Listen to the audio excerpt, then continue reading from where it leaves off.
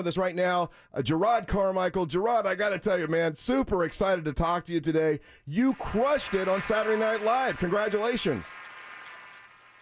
Oh, Russ, thank you very, very much, man. I really appreciate that. I got to tell you, I'm going to tell you a story. I hope this is going to be a funny story. I hope this is not offensive at all. But here's what happened in my household. Me and my wife laying in bed. We always watch Saturday Night Live. I don't care. We love it. Saturday Night Live. It comes on. You come out and you got that badass, white suit on and everything, and you start, talking about, the slap, but not talking about the slap. And so I turned to my wife. I said, "This guy's funny," and she goes, "Well, who is this guy?" I said, I really don't know. And then you make the joke about, I'm the least famous guy that's ever hosted it. And then and I'm like, "Oh, this guy's really funny. I got to look him up, And my wife is like, "Do you think he's gay?" And I said, "No, he's not gay. He's just like Eddie Murphy wearing just like leather, The guy, he's not gay at all." And then and then you, as soon as I got done saying he's not gay, oh yeah, and then you talked about coming out, and I got to tell you,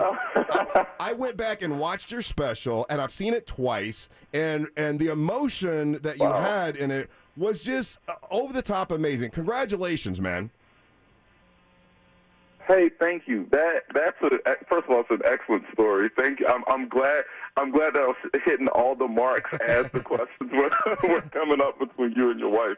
Please thank her for me too. Like that means a lot. No, I feel like that was such SNL was such a big introduction. Because I feel like I met the world in a real way right there. But. Yeah, no. Can I tell you a funny story? Somebody came up to me on the street the other day. Yeah. It was like, "Man, I'll be honest with you. Before SNL, I didn't know you from a hot rock, but I'm glad to meet you." And that's a phrase that I'm stealing for the rest of my life. Like, I didn't know you from a hot rock.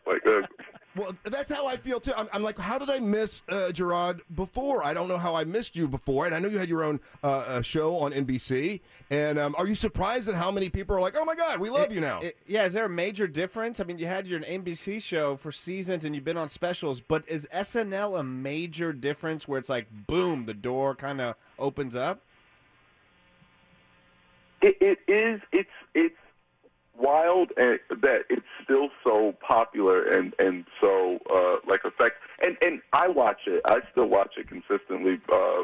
And I guess I should have known that, but it is it's a crazy thing live. I mean, you guys are live, so you get just the energy of that, and it's a high wire act, and so I think people kind of, it's not a lot of moments. Evil Knievel's dead, so it's not a lot of moments to see like the potential of someone messing up in real time. So I think SNL still gets a crazy amount of excitement because of that. Hey, Jarrod, how difficult was it for you to decide to come out? Because you've been writing comedy now, your entire life from, I'm gonna say, from a straight perspective, or from a perspective where everyone thinks you're straight, and then now you're changing. Do you think it's going to change your comedy? Was it a difficult decision to make? Tell us about that process. Well, I'll tell you, it was very hard. And I think anyone who's had to come out to their family or their friends knows that feeling.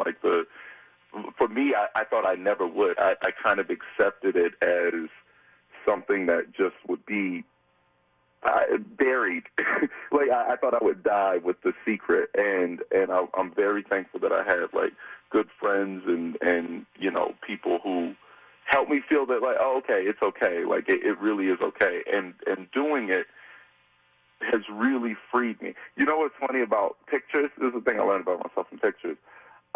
It's very easy to pose for pictures when you're not worried about looking gay. Oh, wow. That's crazy. This whole time, I was was I just not smiling in pictures because I thought it looked gay? It was affecting so much of my life. And then coming out, it's just oh, it's just much easier. It's made certain things difficult, but even that is worth the freedom that I feel.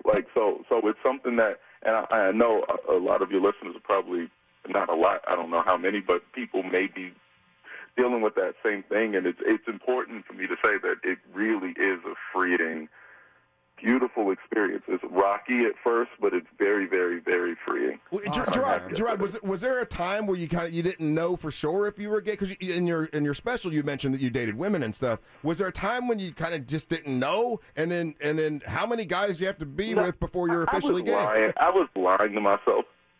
No, I was lying to myself. You know, I thought I didn't know. I knew.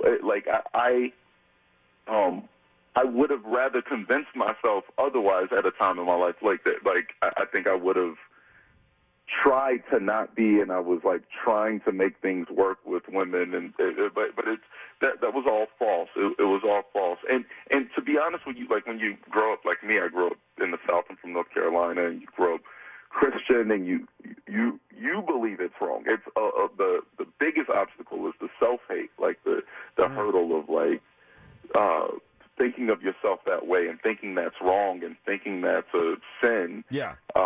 You know, it is hard. It's hard, and it's stuff I'm still dealing with. I won't pretend that that's all over. That I'm like, oh, and you know, and now I just completely love myself. But I am getting over that, and that helps me be, you know, freer, less hypochondriacal, less afraid, less weird, a little less awkward. I'm still a little awkward, but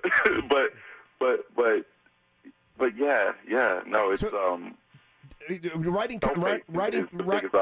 writing comedy from this point on. Do you think it's okay? Now I'm just going to do a bunch of jokes about being gay. Like, is that going to? Do you think you're going to just go, you know, the way of just writing jokes from that perspective, or just jokes about being gay, or do you think only gay jokes from here on out? No, that's it.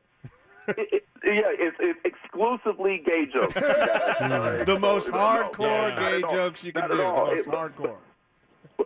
But I will say this: it is about me now. Like I don't think my comedy was a lot of my thoughts and my feelings, and you know, and things that I was hiding behind, and a lot of smoke bombs, a lot of, hey, look over there, let's talk about everything but me, right? And my comedy was like, well, here are my views on this and that, and I'm finally at a place in my life where I don't want to talk about anything else other than me. Good for you. Right now, good for you, my Jarrod. comedy will be about me, and I think like having a long form and serious story, you know, is important.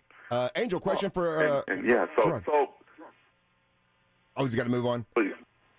Oh, Jarrod, real quick, I'm curious because your opening, the monologue was absolutely epic, and congratulations to the success going forward. But have the guys from Jamiroquai reached out to you and said thank you for name dropping us in the monologue because our downloads are through the roof?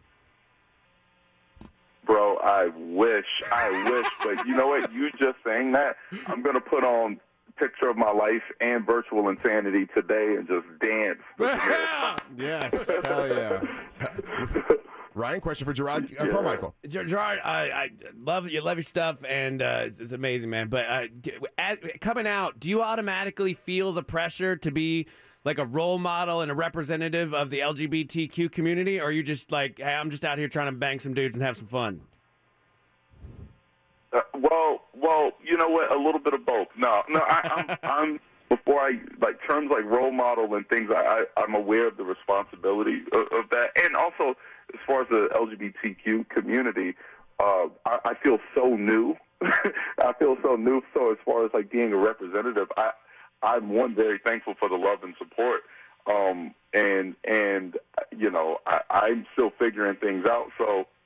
I cautiously accept that role. I definitely, you know, find myself. I think I'm an artist and an entertainer first, and you know, trying to express myself that way. But I'm learning to take on some of that responsibility because I know what I would have loved to have seen when I was a kid, and I didn't see a lot of it, and so I would love to, you know, show myself as an option to like any like gay kid or anyone who feels ostracized from their family or their tribe or their circle or whatever you want to call it.